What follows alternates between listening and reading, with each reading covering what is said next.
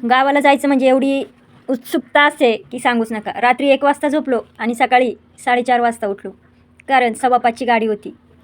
सगळं आवरलं आणि गेलो एस टी स्टँडला गेलो तर गाडी निघालीच होती. गाडीमध्ये बसलो. लगेच श्लोकने आणि शिवण्याने झोपून घेतलं. प्रवास चालू झाला. छान झाला प्रवास. मनसरमध्ये उतरलो आणि छान अशा बघा कट्ट्यावरती ठेवून शिवण्याचा श्लोकचा टाईमपास चालू झाला. श्लोक गेला लग्नाला आणि शिवण्याला बसवलं ताईच्या दुकानावरती. मी आले ताईंना त्यांना घ्यायला. ताईन त्यांना घेतलं आणि आम्ही बसलो मिसळ खायला. मी होते, ताई होत्या आणि पोरं होती. छान अशी मिसळ खाल्ली. दुकानात जाऊन तयार झालो आणि निघालो लग्नाला.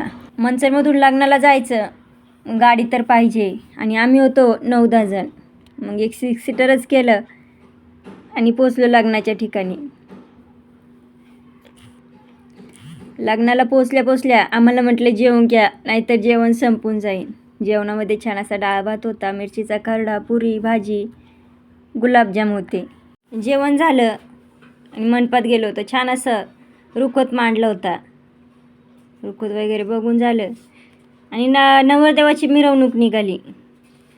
DJ वाजायला लागला आणि नाचणं होणार नाही असं होतच नाही. लगेच गेलो नाचायला आम्ही सगळेजण. सगळ्यांनी छान एन्जॉयमेंट केली. थकलो म्हणून साईडला उभं राहिलो आणि शिवण्या, अनन्या, रुजुता छान नाचत होते.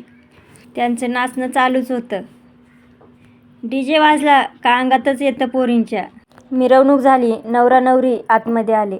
सगळ्यांनी अक्षता टाकायला सुरुवात केली. लग्न लागलं. लग्न छान पार पडलं आणि आम्ही घरी निघालो. Please like, share, subscribe.